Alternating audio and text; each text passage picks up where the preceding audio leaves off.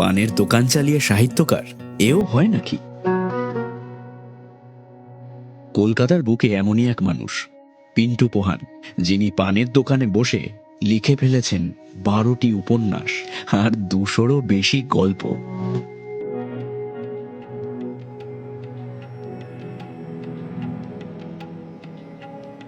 1998-এর শেষের দিকে দোকানটা দিই।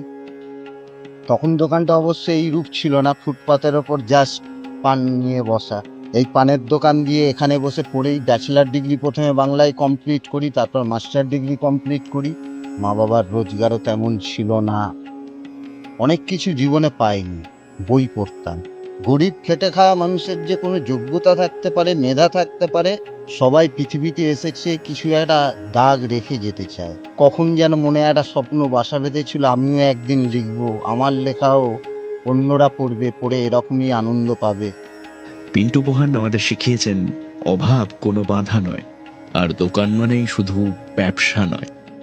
ইচ্ছে থাকলেই সেখান থেকে তৈরি হতে পারে সাহিত্যের স্বর্গ। তাই কখনো ভাববেন না যে কোথা থেকে শুরু করছেন, ভাবুন কিভাবে শেষ করবেন।